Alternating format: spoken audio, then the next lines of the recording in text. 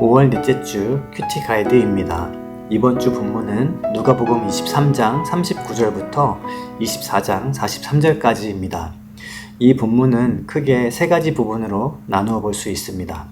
첫 번째 부분은 누가복음 23장 39절에서 56절까지 예수님의 순환과 죽음에 관하여, 두 번째 부분은 누가복음 24장 1절부터 12절까지 예수님의 부활, 세 번째 부분은 누가복음 24장 13절부터 43절까지 부활하신 예수님을 만난 사람들에 대한 말씀입니다. 먼저 누가복음 23장 39절부터 56절까지의 본문을 살펴보겠습니다. 예수님께서 십자가 위에서 남기신 7마디의 말씀을 소위 가상칠언이라고 합니다. 이 가상칠언은 한 복음서에만 있지 않고 마태, 마가, 누가, 요한복음의 순환 기사에 흩어져 있는데 그 가상칠언 중 3원이 누가복음 23장에 기록되어 있습니다. 23장 34절이 첫 번째 가상칠언인데요. 십자가에 달리신 예수님을 조롱하는 무리들을 향해 하신 말씀입니다. 아버지, 저들을 사하여 주옵소서. 자기들이 하는 것을 알지 못함이니이다 라고 말씀하셨습니다. 그리고 회개한 강도에게 하신 말씀이 두 번째 가상칠언인데요. 누가복음 23장 43절입니다. 내가 진실로 내게 이르노니 오늘 내가 나와 함께 낙원에 있으리라. 예수님께서는 십자가 위에서 첫 번째 행악자의 비방, 즉 내가 그리스도면 너와 우리를 십자가에서 내려오게 하라는 말에는 아무런 대꾸도 하지 않으셨습니다. 그러나 두 번째 행악자는 자신은 죄를 지어 십자가에서 처형을 당하지만 예수님은 죄가 없는 분이라고 고백하였습니다. 그리고 예수님께 자신의 영혼을 맡깁니다. 이에 예수님께서 입을 열어 그 강도에게 오늘 내가 나와 함께 낙원에 있으리라 라고 대답하시며 그의 구원을 약속해 주셨습니다. 그리고 십자가에서 마지막 말씀이 바로 46절인데요. 아버지, 내 영혼을 아버지의 손에 부탁하나이다 라고 말씀하시고 숨지셨습니다. 사랑하는 성도 여러분, 사랑의 종류에는 부모의 사랑, 형제의 사랑, 연인과의 사랑과 같은 여러 가지 모습이 있습니다. 그러나 하나님의 사랑은 우리가 일상에서 경험하는 사랑이랑은 조금 다릅니다. 하나님의 사랑은 자신을 대적한 원수를 용서하신 사랑입니다. 그 사랑이 누가복음의 가상칠언에 나타나는데요. 죄가 없으신 분이 죄인들을 대신하여 죽으시면서 죄인들의 죄를 사해달라고 하나님께 간구하십니다.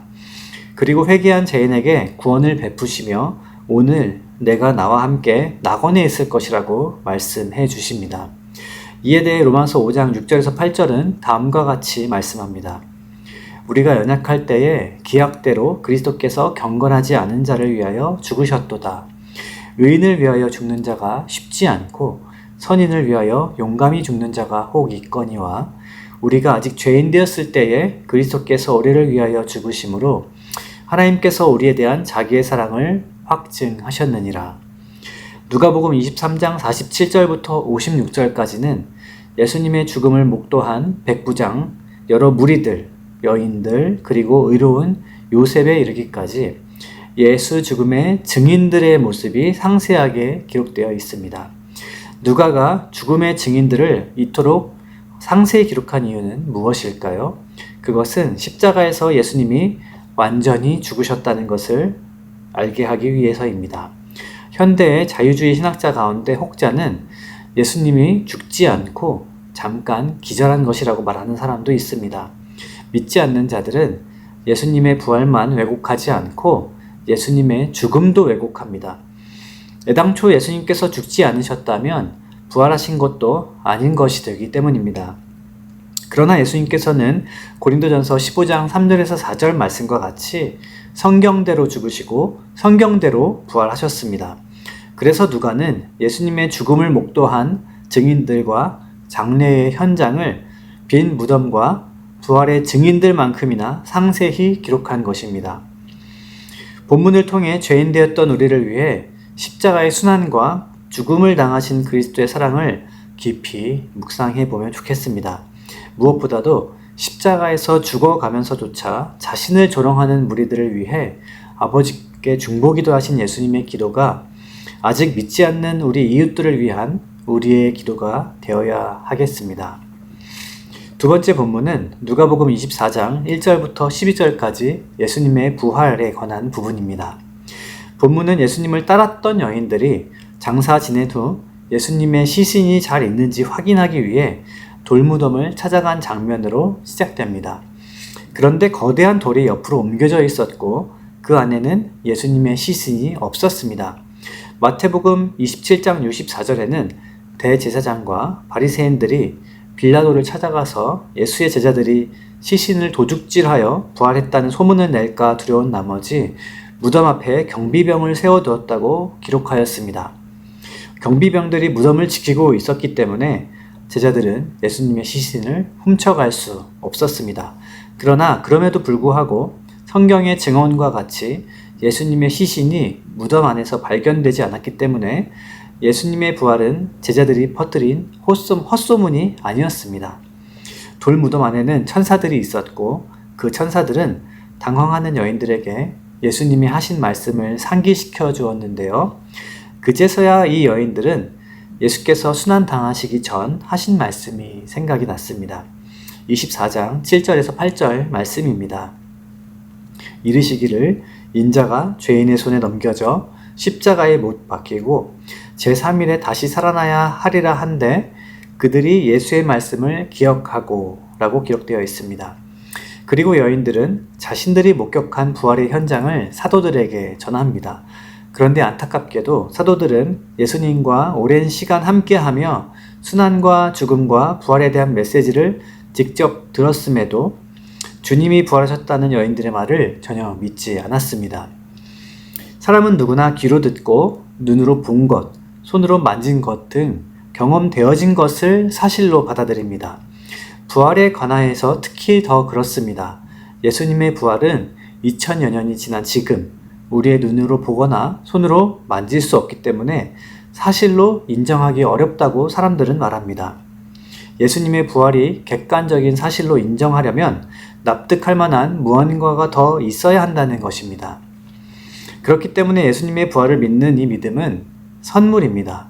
우리의 눈으로는 볼 수 없지만 예수님을 믿는 자는 복이 있는 사람입니다. 하나님께서 우리에게 은혜를 주셨기 때문에 그것이 믿어지는 것입니다. 예수님께서 부활하신 후 승천하셨지만 우리에게 더 좋은 보혜사 성령님을 보내주셨습니다. 성령께서 우리에게 예수님의 죽음과 부활이 믿어지도록 우리의 마음을 감동해 주십니다. 이 믿음은 어떤 역사적 문헌이나 객관적 사실에 근거한 것이 아니라 하나님의 말씀을 통해 주어진 것임을 기억해야 하겠습니다. 세 번째 부분은 누가복음 24장 13절부터 43절까지 부활하신 예수님을 만난 사람들의 모습이 나타나고 있습니다.